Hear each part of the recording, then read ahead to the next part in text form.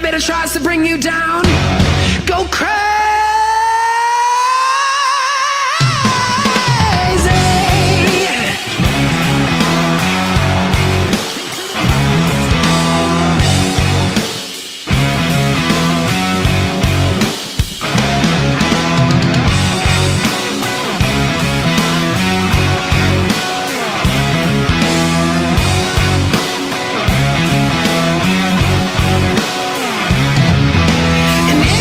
Still with it, Fire scores!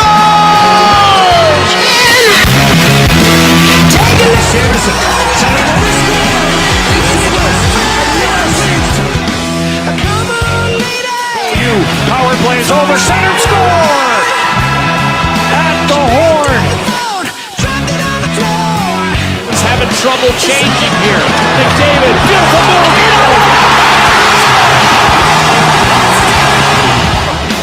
Let's go crazy. Let's get nuts.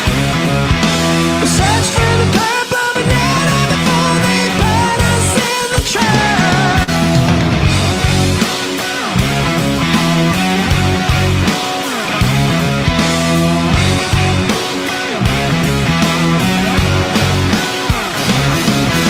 We're all excited, but don't know why. Ovechkin fires, he scores! Farewell, Phil! Ovechkin moves past the great Esposito. What's it all for? This year, who will it be? Now, before the Grim Reaper come and knocking at your door. And now we gotta let the break us down. So let's go crazy. Let's get nuts. Stop it! He lost sight of it! Greg Smith, the wraparound! It's over! Greg Smith and the Bruins lead the series! Let's get nuts.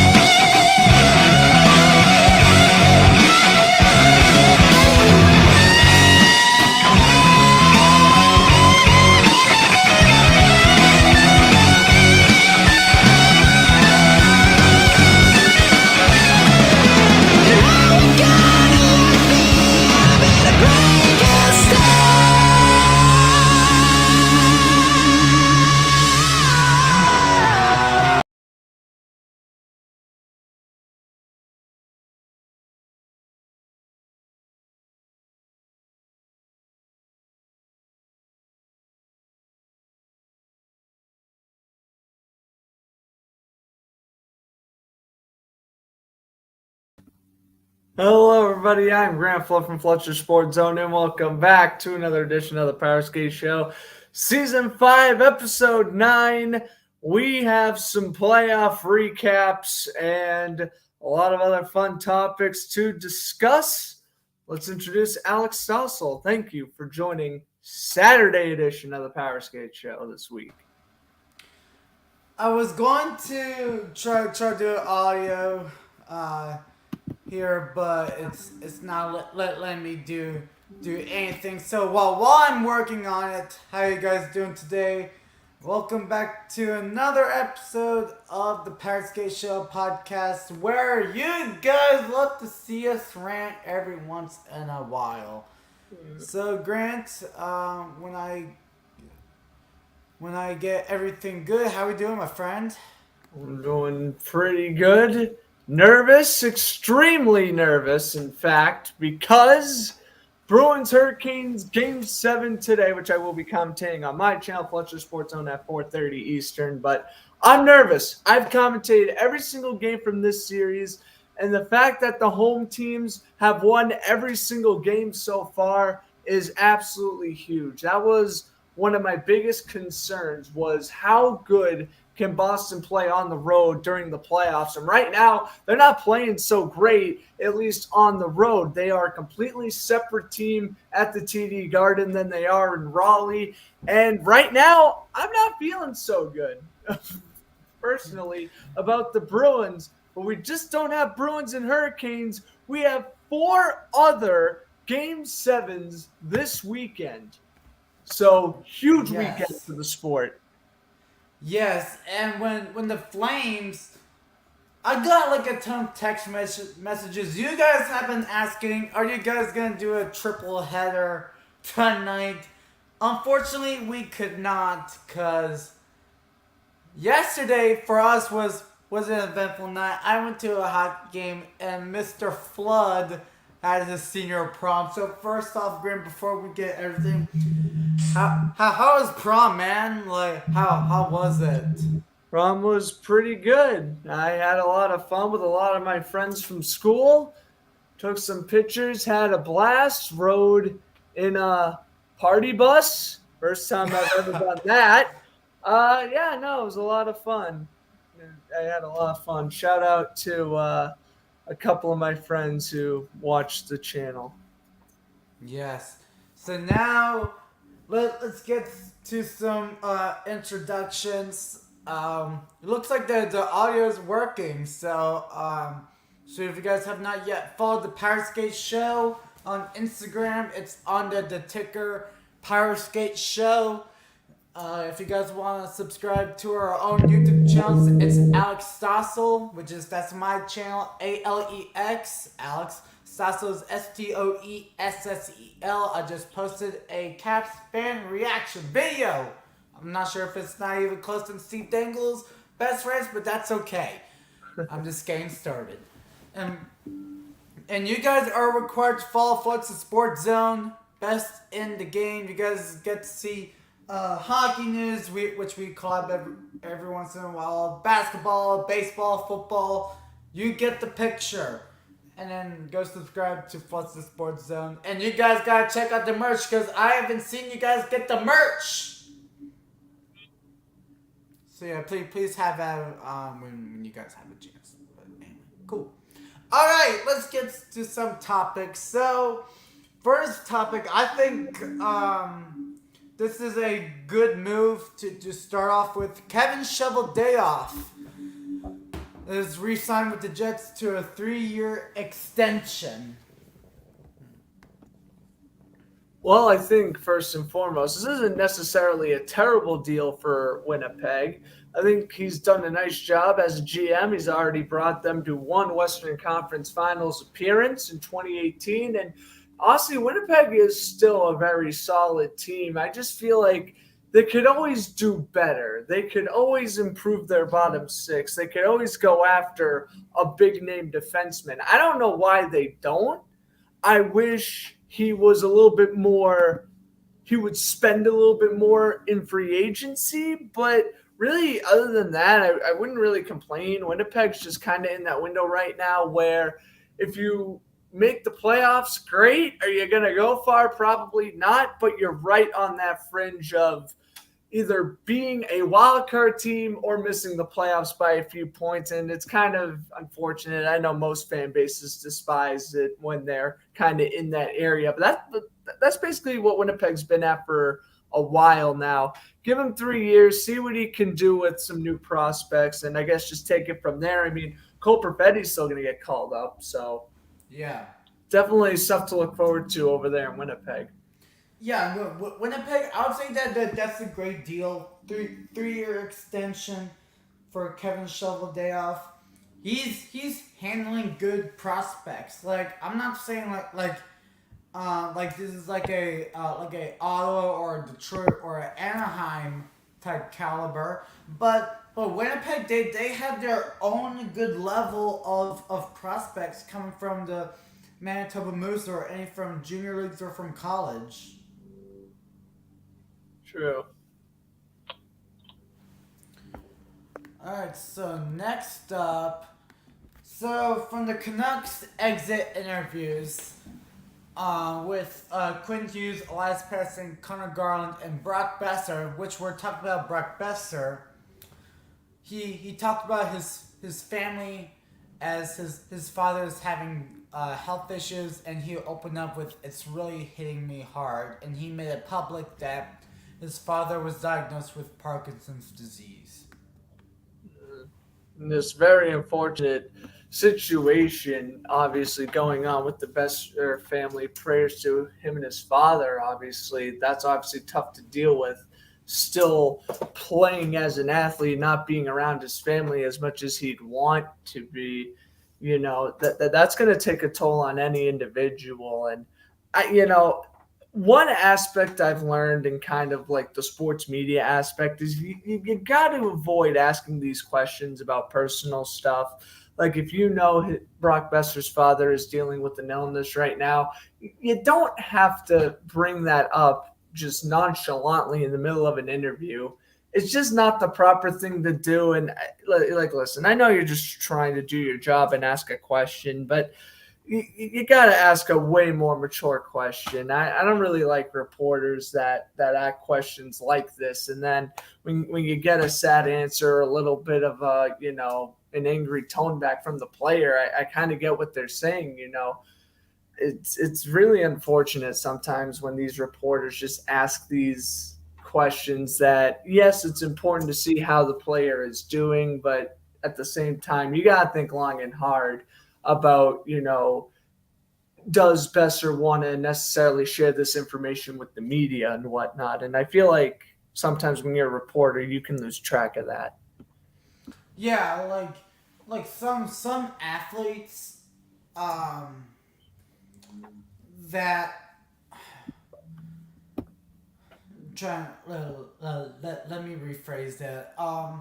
Some athletes are okay about sharing like what's up with like their personal life. There's sometimes that some players aren't even like don't want to like talk about because there could be like some remarks going involved, could happen. But like I get like you said that they're trying to like do their job, asking questions, just trying to report on, doing like trying to make articles or something. I get that. I get it.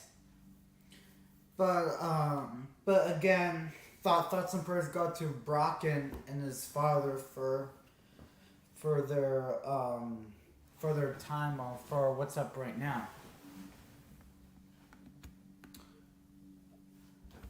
And to make everything up, you guys love the Brass Bonanza. Well, I'm gonna play it right now. Yeah. And also the Bruins game is tonight.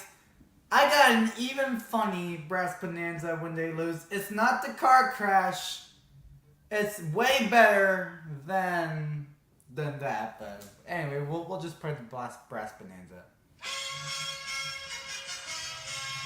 Grant's favorite ringtone Was and will be after 7:30 p.m. tonight when the game ends. No Hurricanes support from me until after tonight. No, but I gotta give Carolina credit though. They're playing a great series. And in particularly game one, this was, when Linus Allmark played the first two games of the series, and the Bruins defense just was getting outmatched in every single way. People are thinking it was going to be a gentleman's sweep based off of how bad Boston played in Carolina the first two games. Obviously, we'll recap the other games when we go along, but game one in particular, they allowed 3 third-period goals, and that was the main reason why they lost. They just took a bad penalty early in the third. Carolina was able to make it 3-1, and then Boston just lost all confidence after that. Yeah, like we did our live reaction. Oh, that's right. Yeah, and we will get to many live commentaries this year. We've been super busy. Our school year is about to come to an end. We got summer planned. We got everything planned for you guys. So yeah, now the Hurricanes lead 1-0 in game one. Next up, we'll talk about the Oilers and Kings series. All right. Didn't we expect them to go to game 7? Yes. No. Yes, I did. didn't. I did. I didn't. I said Kings in 7. Kings are winning tonight, by the way. I said Kings in 7. Who said that was this guy? Dude, I picked Oilers in like 5 or 6. Because like the Kings came out of a rebuild. They have to lose before they win. Yeah, well, that is an aspect that a lot of teams do in the playoffs. I mean, that was what the Panthers have done before this year. That's also what the Ducks did for a while in the early 2010s. You know, you don't expect to make noise this early on in the rebuild.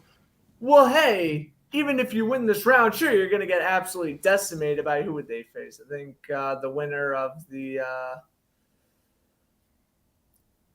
other series that's going on right now. The Dallas and Calgary. Yeah, Dallas and Calgary. Kings probably lose that series anyway. But, you know, with this win, you can gain confidence. You can re-sign players to long extensions, and you can just keep the core around. Adrian Kempe having a phenomenal playoff run. Jonathan Quick turning back the clock to 2014. He's playing great. You thought this was going to be the year that Quick was going to ride the pine and Cal Peterson was going to be the starter in the playoffs. Not the case. Quick's playing phenomenal. Trevor Moore, the bottom 6, playing really well. This is Dustin Brown's last ride, and I think the Kings know that. I think Dustin Brown announcing his retirement right before the playoffs motivated this team to potentially go the extra mile. And although, yeah, they're unlikely to win the cup, if you can at least win a cup series, hey, this is a very successful year for the Kings. Yeah. Yeah, like Dustin Brown wearing the C for his final regular season game, and Kopitar wearing the A. Yeah. That's even amazing. There should be such thing as co-captains, you know? Oh, that'd be cool. So yeah, next we got like a minor nostalgia of the week. Sam Warren announces retirement at age 26 after dealing leg injuries. He only played 26 games with only 1 point, which is a goal, and he's looking for a front office role.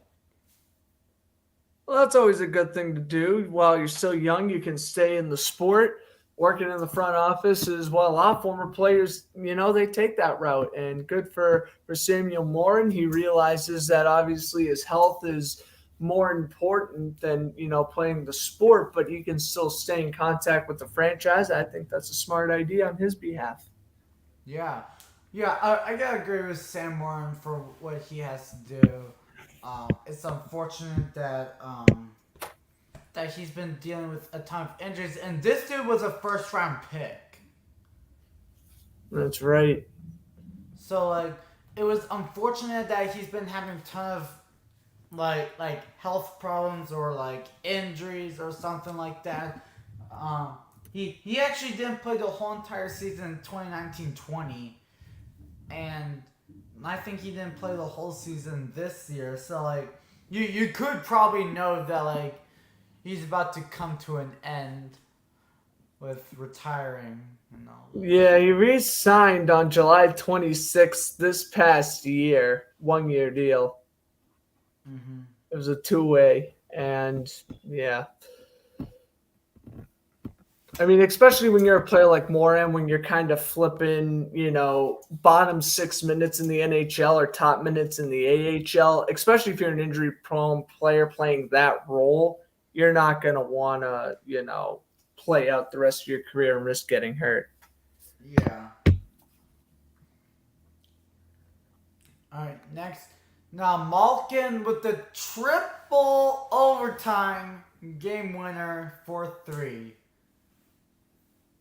I mean, the fact that this game went into 3 overtimes, Igor Shesterkin made 79 saves and they still lose. I mean, both teams played incredible. This is obviously going 7 tomorrow afternoon. But, man, what a game one that was. Probably the game of the playoffs so far. Penguins Rangers has probably been the series of the playoffs so far, other than maybe Tampa Bay and Toronto. And yeah, Shesterkin made 79 saves, NHL record, and it was not enough. I just shows how great both teams played. Didn't Corpusalo get the all-time saves in one game? Yeah, well, he had the record, right. Game 1 in 2020, it was Lightning Blue Jackets. He had the record, and then Shesterkin broke it. And speaking of Shesterkin, he's now nominated for Vezina, Hart, and Ted Lindsay this year. No, congrats on to him. Capitals. Should we even talk about it? All right, they won game 1. All right, They cool. won game 1 and game 3. Hold on, we have to play the Crickets because we got a nostalgia of the week who pretty much did something. Oh my gosh. I forgot about this fun little topic. A true nostalgia of the week. Literally lost my mind.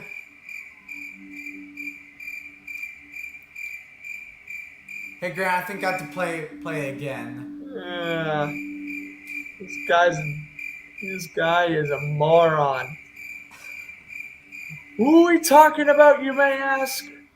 Former I'm glad NHL you asked. player Mike Ribeiro. And he has been charged for 2 counts of sexual encounters that took place in Texas last June. Yeah.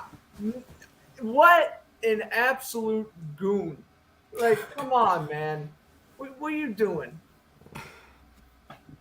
Retired in what, 2018? Now you just probably lost quite a majority of your career earnings because you couldn't keep your hands off a woman. That's just so disappointing.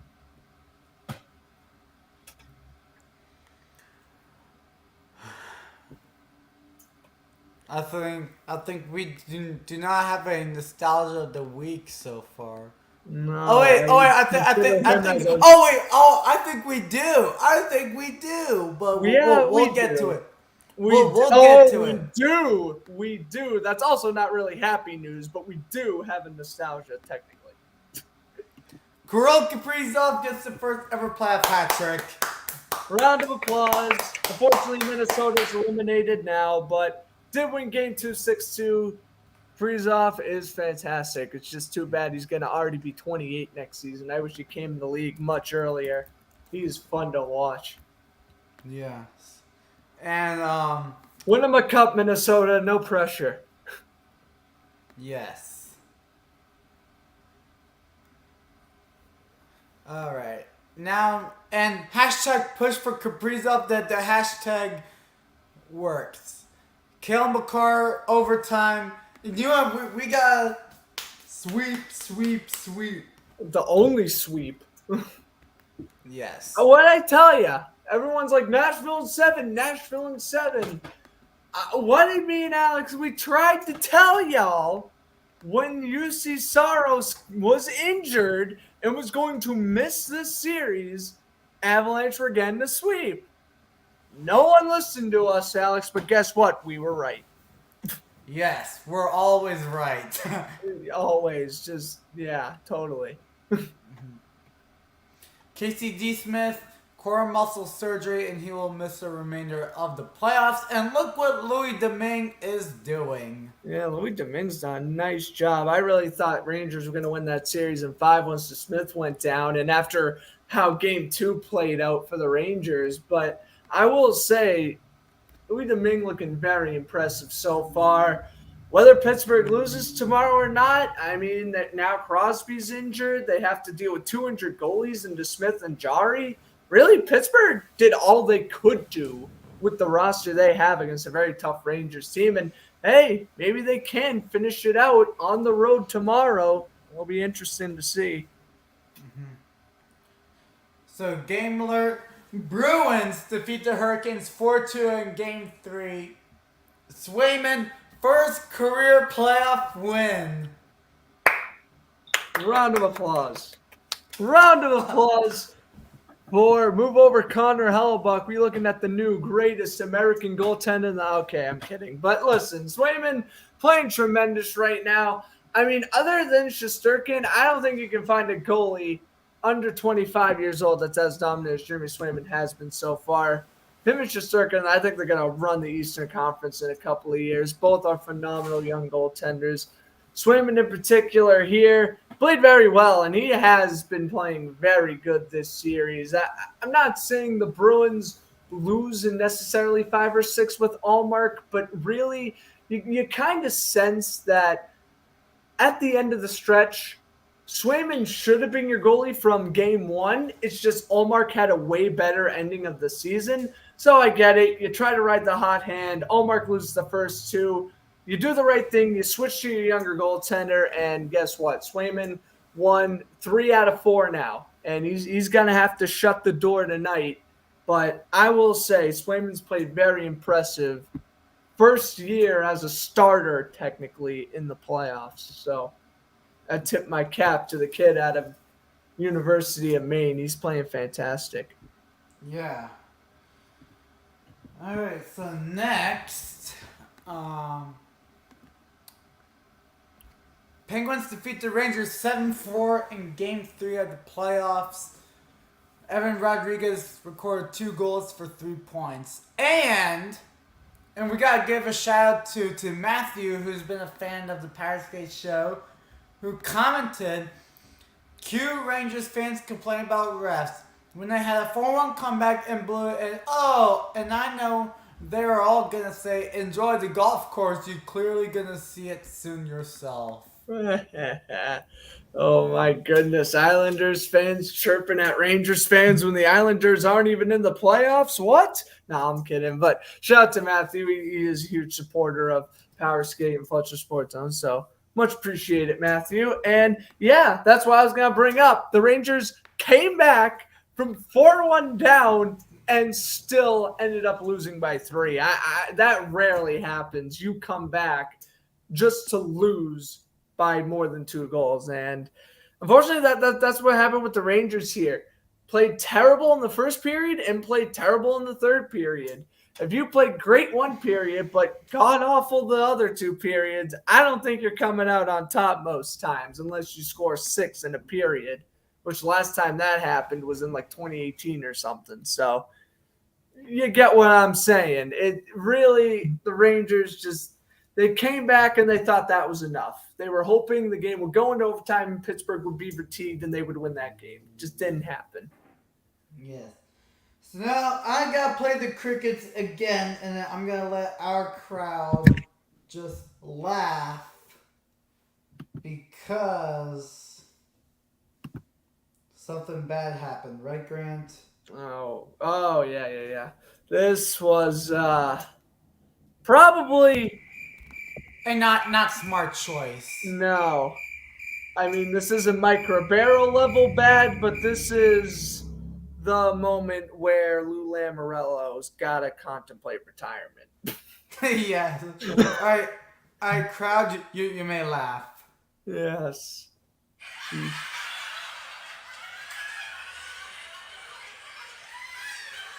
All right, crowd. All right, hold on. All right, chill. Barry Trotz has In-house been audience? We booted. film it in front of a live audience now? What? No, I'm kidding. Barry Trotz has been booted, and the Islanders have finished the record with 37, 45, and 10. Finished 3rd in the wild card. Finished 5th in the Metro. All right, here's my issue. I'm not even an Islanders fan, and I'm just gonna say this. Trust should not even be fired. Like yes, they missed the playoffs this year because they had a long road game. Their home opener was in November. Do we remember that? Yeah, I know. It was absolutely ridiculous. 13 games on the road. They had 13 games on the road to start off their season, as Alex is pointing out. I just want to give you the exact number. 13. Keep that in your head. That's ridiculous. You should never have 13 straight road games in any sport. And this dude brought you to the Eastern Conference Final from 2020 and 2021. Yeah, and that's the big issue. If the Islanders were like first round exits the previous 2 years and then they finished with the 37, 45, and 10 record, then if you're going to fire Barry Trotz, I get where you're coming from. But this guy, 4 years as a head coach, he made the playoffs 3 times, back-to-back Eastern Conference Finals as an underdog, and took both series to 7 games, if I'm not mistaken. Absolutely absurdity here by Lou Lamoriello to fire a coach after 1 year, where again, you start the season off, 13-game road trip, and then the injuries pile up midway through the season. The Islanders stayed in the playoff hunt for honestly as long as they could. It's just they had such a bad start to the season. They just couldn't recover from it. And Islanders were definitely looking as a better team in the second half after the All-Star break, and especially since they were getting back on the right track before the season came to a close. That's also why I would have gave Trotz another year or two. The question is, where does Trotz land now? And you want to give your predictions on that? Philly, look at the comments. I mean, Flyers definitely a good guess. I wouldn't mind him going to the Flyers. I think he'd be a pretty good fit there. Obviously, Flyers not going to bring back Mike Yeo. I'd say Flyers. I'd say Winnipeg is another really good option. And honestly, Ottawa, maybe. But I would say Winnipeg and Philadelphia should definitely be the top 2 landing spots for Trotz. Yeah, Philadelphia is pretty much the top front runner. Yeah, I would say Philadelphia is the front runner. A bunch of my Flyers fans are praying. I think it makes all the sense in the world to hire Trotz.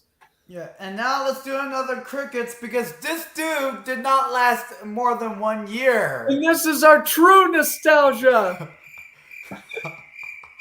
Pierre Maguire. Yeah.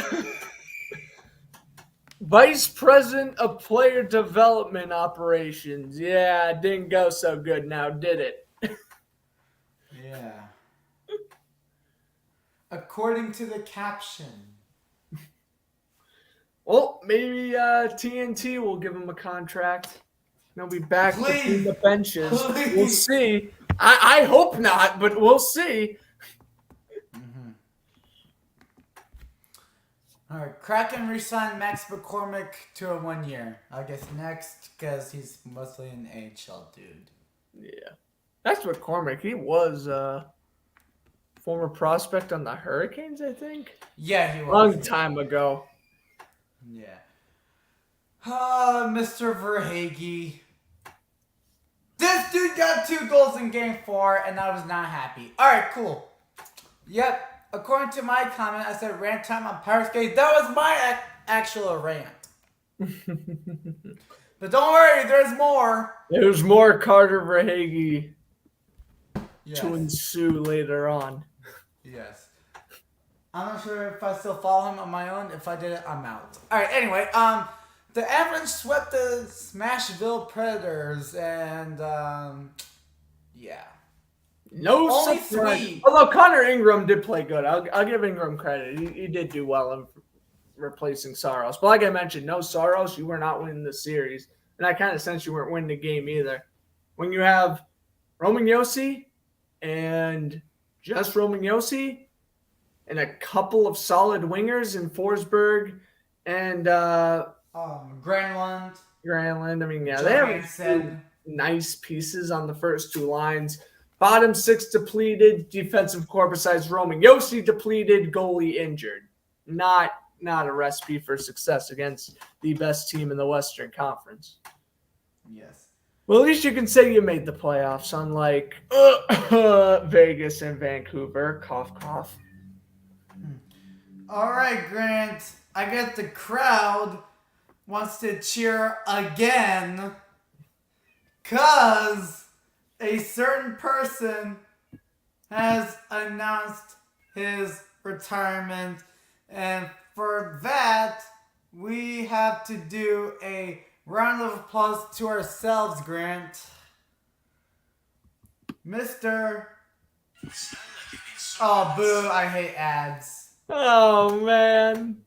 But don't worry, he'll get his recognition in 5, 4, 3, 2, 1. Patrick Marleau announced his retirement.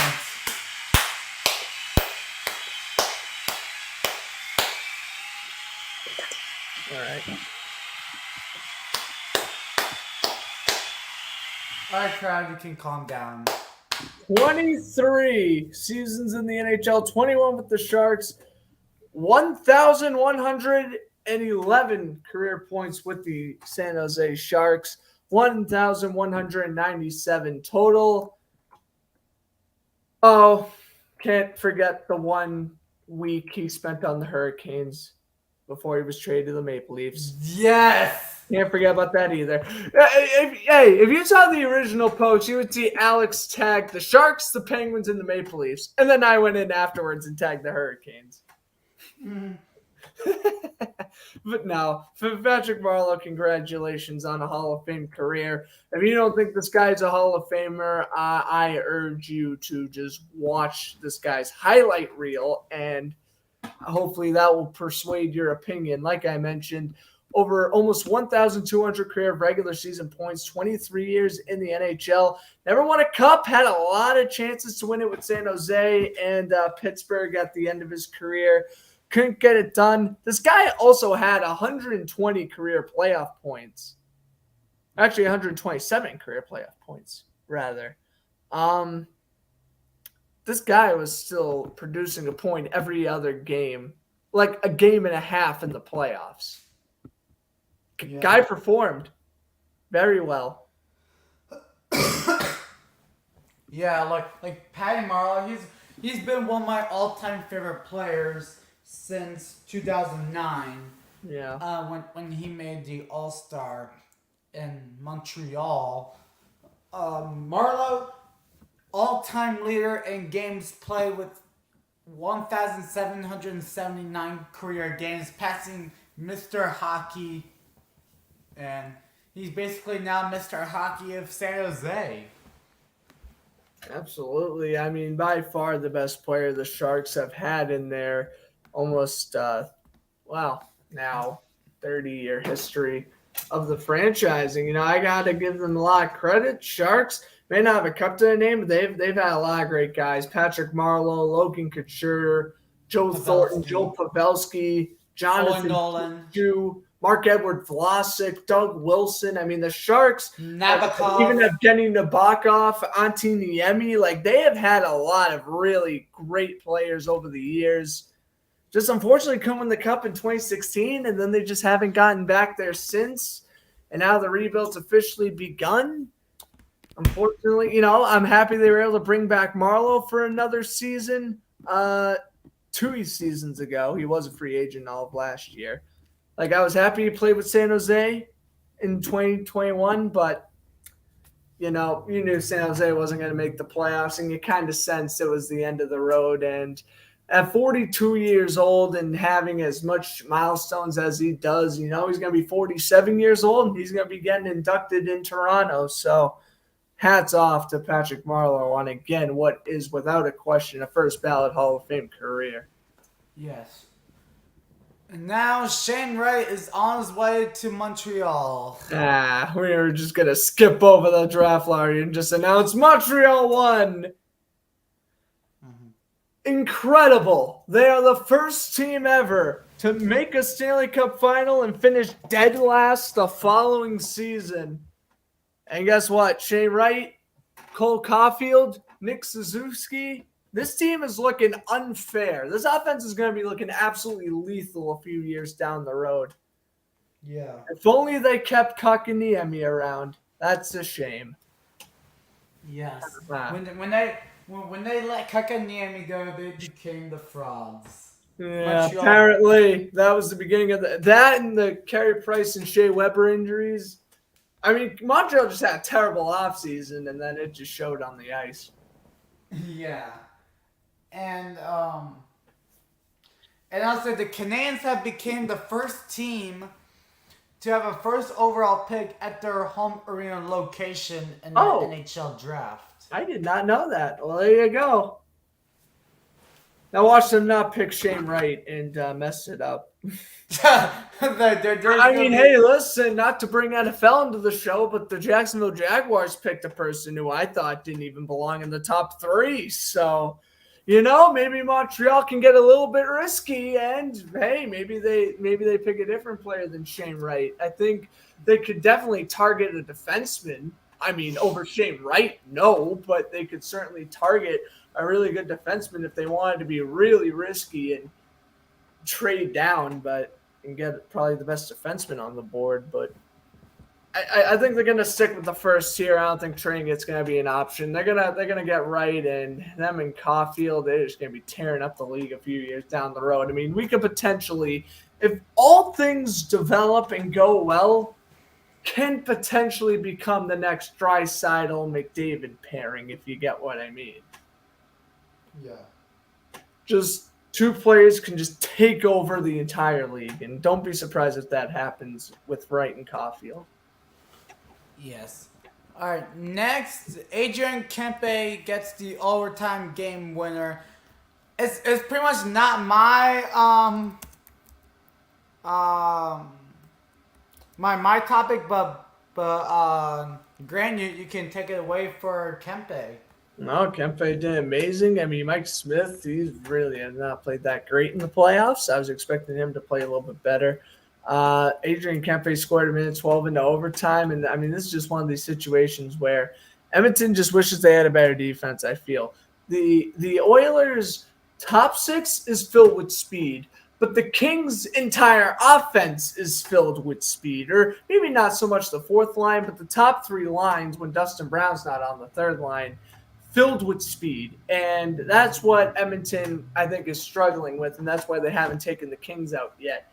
It's just because LA's just skating them around them late in the game, and especially in overtime, when you have young players like Adrian Kempe, who's 26 years old, who's having an amazing season.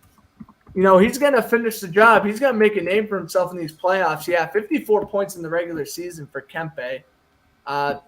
He's played well all season. We'll see how he does tonight, but I think Game 5 was definitely the statement game for the Kings, showing, listen, we have the lead in the series for the 2nd time now. You're going to have to beat us at home, which they ended up doing in Game 6, but they were basically begging Edmonton, you got to beat us at home to force a Game 7, in which Edmonton did. So we'll see what happens tonight. That should be a lot of fun.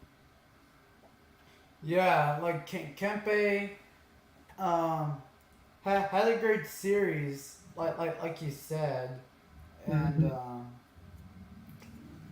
if Kempe continues to be like this, I think that we're gonna see like a long run for Kempe this playoffs and next year, basically. Yeah. And we're seeing another Carver Hagee scored twice in game. Oh no, he's 5. everywhere. Also, to be completely honest, I don't know how you guys lost Game 3 or Game 5 rather. Oshie scored early in the 2nd period. It was 3-0. The entire arena was dead, and you just let Florida come back in essentially a period, and then you lose 5-3 because at that point the Capitals are just exhausted and their defense can't keep up with the speed of Florida. I mean, come on, Sleepsinoff. What are you doing? I'm more shocked it was Sleepsinoff who blew the 3-0 lead and not Vanderchoke. Oh, my goodness. I just realized that. The Capitals still blow 3-0 leads without Vanderchoke in net. No way. But both of them has yet to earn their name. Literally. No, I will continue. So, thank goodness for the Powerskateshow, or else I wouldn't be coming up with these creative nicknames. But yeah. Yes. Bruins defeated Hurricanes 5-2 at Game 6, and there will be a Game 7 tonight. Big game. It's the game Marchand came out to play. Eric Hollis scored his first career goal. The kid from Weymouth, Charlie Coyle, scored. Game 6 was just electric at the Garden. The Bruins won easily, no problem. I'm so nervous about tonight, but if they can just keep the same intensity they've had in Game 6, they might win this series. Hampus Lindholm's back in the lineup.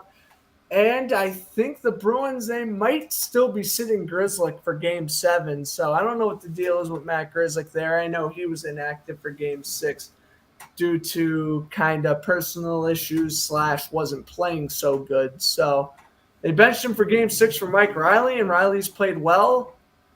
I would want to have Grzelcyk in there tonight. We'll see what happens, but Yeah. And now we got some AHL game alerts. oh, Grant. this was fun. And we'll do the we'll do the game alerts more common for when the Calder Cup Finals begins. Yes. But at least for now, we'll just do important milestones like, well, what you're going to hear. Thunderbirds defeat the Penguins 6-2. Wilkes-Barre's Grand Penguins, to be specific. In the AHL Eastern Conference semifinals, Thunderbirds goaltender Joel Hofer scored a goalie goal to have the T-Birds lead 5-2. Incredible. And Joel Hofer this season, I'll tell you one thing, Blues got a good prospect goalie in them. They have Vinny Husso. Is he gone? Do they replace Jordan Binnington and bring up Joel Hofer to the NHL in a couple of years? We'll see. 21 years old he is and just scored. Probably had the best game of his life in the AHL right there. Winning a playoff game and scoring the empty netter. I think that's the first ever goalie goal in AHL playoff history. Very good stuff right there. Yeah. Now we see 2 goalie goals this year for the AHL or 3, Oh, I that's don't true. know. 2 or 3, I don't know. So Lightning will force Game 7. St. Louis eliminates Minnesota. Yeah, Wild just couldn't keep up with St. Louis after a while. I don't know what the deal was. I really thought Minnesota was going to win that series. Blues advanced. They're facing the Avalanche. I think it's very interesting what St. Louis is doing right now. They kind of haven't changed at all, even since their cup win. They're just heavily relying on their top 6, but guess what? They get the job done every time. And as for Tampa Bay and Toronto, Braden Point scored in overtime. I mean, I hate to say it, but I truly believe Tampa Bay's winning tonight. I know you think Toronto's going to win, if I'm not mistaken. I think Tampa's going to win. It's just maybe this is the year, but you know what, man? I've seen this story too many times, especially coming from a Bruins fan who's watched all of these collapses over the last few years. When the Bruins came back, win Game 6, and then win Game 7. The only thing that's going for Toronto right now is those Game 7s that were lost. They were on the road in TD Garden. With that being said, they were home last year against Montreal and lost, but there was no fans in attendance. Could that have played a factor in the outcome? Potentially. This is the year, full capacity against the 2-time defending champions. You win this series, you are looked at as a legit contender the rest of the playoffs, no matter how far you go. If you lose, Sheldon Keefe's got to go first and foremost. And second off, it just shows that, the Toronto Maple Leafs are cursed. And they are never getting past the first round, literally ever again in their existence. This is the final year I truly believe Toronto can maybe make it past that first round and then build off and go on a run and potentially make the finals. But now I got Tampa Bay winning tonight because I've just seen this story too many times. I can't trust Toronto winning this game. Not saying they won't. I'm just saying you're going to place the bets. I place it on Tampa. Also, Vasilevsky undefeated in his last 5 elimination games. Just keep that in mind. Wow. Now another game alert for the AHL. Checkers center Zach Dalp has recorded a hat trick plus an overtime game winner and double overtime as the Charlotte Checkers defeat the Bridgeport Islanders 7-6 in round 2, game 2 of the Calder Cup playoffs. Zach Dolphy's still playing hockey? Since when? Is he like our nostalgia of the week right now? I mean, I guess so. I mean, we're not giving Ribeiro or McGuire that honor with pride and joy. So I guess we'll give it to Dolphy. Played one game with the Panthers this year. He's literally just stayed in the AHL. I did not know. I thought he retired or went over to like the SHL or something a long time ago. With Korpikoski or Yeah, something. literally. I thought he was tearing it up with Korpikoski in the KHL. Exactly. Yeah. Did not know he was still in the AHL. And he played a game this year with Florida. Who knew? Yes. All right, we got two more. Canucks party in the streets because you got Big Bruce being your new head coach. And let me tell you, I'm going to write a petition hashtag, play Bruce There It Is as their win song. Oh my goodness. There it is. So funny. I mean, they definitely should. And I would also like to say for the record that if Bruce Boudreau was on the Islanders, he would have been fired.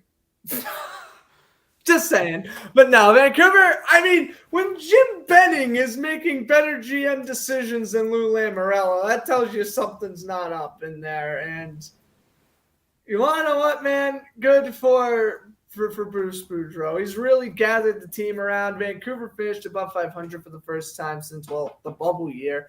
And you know what? They played well. They have a young core. They could potentially do next year what the Kings are doing this year. End the rebuild quickly. Young, hungry team in the playoffs. Take advantage with a veteran coach. That's exactly what you do if you're Vancouver next year. They're in that spot where they can sneak into a wild card spot, if not finish in the top 4, and avoid the wild card altogether. Vancouver's in a great spot for next season. Yeah. And now, finally... Oh, perfect time for an Alex Rantower. But first off, I want to give a shout out to Michael Mursky for Yes. being him. That's the plus. Great job. The Capitals, Mr. Carter Verhaeghe comes back. And he literally owned the Cap series. Guy's just playing phenomenal. It's like last year when Anders Lee was just scoring every point when they were playing the Bruins in the playoffs. Yeah. He's basically like Warren Fogle of the Hurricanes. Oh, yeah, back in 2019, yeah. Yeah. Oh, my goodness. Guy just went on a tear, scored the overtime winner. Capitals have not won a playoff series since the Cup win, Alex. What are they doing over there? I don't know. They brought over Peter Laviolette again. He's a very good coach. They still have Ovechkin for 4 more years. They have Oshie for, I think, 2 more years. They have Carlson for 4. They have the roster intact to go far again. I'm afraid their window's shutting real fast. All right, so I'm about to pull up the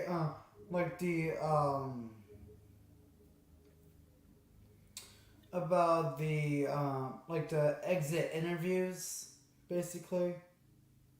And first off, the wave at the arena was amazing. Oh yeah, for the yesterday.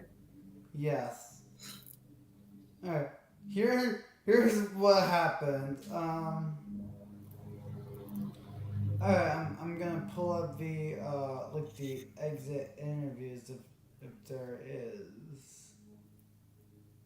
I know it's someone like somewhere on Facebook which that's I'm on.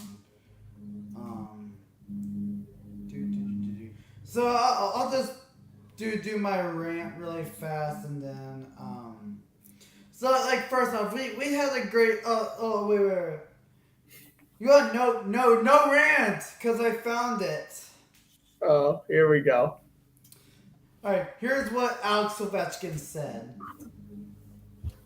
We've been there almost in every game. You know, we get the lead, we blow it away.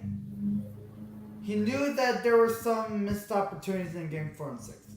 And he said, I think you've seen how we played against the best team in the regular season. We have it, but we just blow it away. It is on us, it is on me, and he named 3 guys. It is on Backy, Osh, Carlson. It is on everybody, kind of effed up situation. Yeah. I mean, I get why Ovechkin's mad. He should be calling them out, you know. No, I'm not saying, you know, oh, we should be calling out his teammates or whatever, but, like, he knows this team has the talent to go way further in the playoffs and just lose in 6 games. The Capitals are a very talented team, and I just don't know what their issue is. Here's what Backstrom. And after Oshie, Carlson, and Laviola will head out. Oshie, he didn't feel that there were any missed opportunities in any recent games. He said, the last 3 games have been in our hands. We weren't able to capitalize on those opportunities. They weren't able to shut the door. There's some reflection to do. But super proud the way guys have battled all year, and the series is no different. He doesn't think the all-in aspect was quite there in a couple of years. This year, he thinks that they were extremely close to being 100% everyone on board, and they let 3 games get away from us. In playoffs, that margin of error is so small. One bad bounce or misread can change the whole momentum of the game. Here's what John Carlson said. We had a lot of time when the series was in our hands, and I think that stings even more, especially right now. Not much more to say than that. And here's what Laviolette said. He believed that the Caps did the right things throughout Game 6, but couldn't get it done. We've had the lead, had to fight back. It was a huge effort at the end to tie it up in the third. Here, listen. The tie game at the third, I'll take that. And it ended too quick. On those missed opportunities to go up 3-1 in the series in Game 4, but instead lose 3 straight, Laviolette said, you can't live in that world. You got to close the door. Well, he's right. You don't capitalize on your opportunities, you're going to lose hockey games, and that's how the Bruins lost Game 5. Didn't capitalize on any of their rebounds. Guess what? Carolina did, and that's how they won. So, You very said good Florida. point. All players and coaches. You said Carolina. Yeah, I know. I was referring to the Carolina-Boston series. Okay. But yeah, but no, I mean, but absolutely, you know, they're all right on that. They know they have the talent to go further. I mean, I just think Washington needs to improve their defense, and I think they're going to be fine. I hate to say get another goalie, but because I don't think either Vanacek or Samsonov are AHL caliber goalies. I don't. But to kind of keep them both where you could get someone better, it just makes me believe that they kind of already let Vanacek go to Seattle last year. So if Vanacek gets moved this offseason, I wouldn't be surprised. Keep Samsonov as one of the better backups in the league and just go out and sign or trade for a better starting goalie and then just kind of do what the Bruins are doing right now. Play Allmark 1 game, play Swayman 1 game in the regular season, and just kind of go from there. I think that's what Washington needs to do. If they can focus defense on the draft and maybe pick up a better goalie than Samsonov for the short term, like, dare I say, Marc-Andre Fleury, although I know he doesn't want to come to Washington. I think you could go after someone like Fleury. You could go after Mrazek. Cam Talbot, Peter Mrazek. Antti Ranta, if Carolina lets him go. I mean, there's definitely options you can go that are better than Samsonov and Vanacek. The question is, I don't know if that's going to be enough, but I would say improving goaltending, it would be my number one key this offseason for Washington. What do you think? How do you think Washington can kind of get out of this losing in the first round slump? Yeah. So yeah, that's gonna be it for season 5, episode 9 of the Powerskateshow. Thank you guys so much for watching. Hope you guys really do appreciate it. If you do, please the like button. That would greatly appreciate a lot to me. That's gonna make me do more videos in the near future. Do you guys want more vlogs? Oh crap! I feel like I'm on my channel. Do you guys want to follow personal social media accounts? Links will be in the description below. Do you guys want to follow the Powerskateshow for news, updates when we go live and all that good stuff? Links will be in the description below. Do you guys want to follow Grandpa from Frozen Sports Zone? Check. Do you guys want to follow Frozen Sports Zone for daily sports news, Instagram and YouTube? And do you guys want to follow my Instagram and my YouTube? Links will be in the description below. Everything that you need. Check out the merch. And Grant, I'm so tired. I feel like that I'm like on my channel. Oh my goodness. Hey, you're good. But Grant, did you want to add anything before we head out? Yes. Bruins are winning somehow, some way. And it'll be Bruins Rangers in the second round. Woo!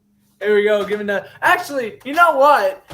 While we're here, we got to give our predictions for the rest of the series. So I guess I'll go first. So in the East, I got Bruins, Rangers, and Lightning. And out of the West, I have the Kings and the... Ooh, it's tough between Calgary and Dallas, but I think I'm going to go with the Stars in an upset pick. Who you got, Alex? Flames, Oilers, Gimme Bell of Alberta. All right. Toronto, Rangers, and Hurricanes. All right. Got some different predictions there. Nice. Although I will be honest, though, even though I am predicting the Stars and Kings, I would absolutely love to see Flames and Oilers in a 7-game series. That would be must watch. Yes. And we would have to get Jerry Springer involved to break up all the fights. Oh, yes! Yes! I purposely made that joke for you. Yes! Alright. Tell all your friends. Alex is sad, but watch more Powerskateshow. And I'm tired. Check out Grant on his live stream tonight at 4. Frozen Sports Zone. Best in the game. Have a good night, everybody, and we'll see you guys next time.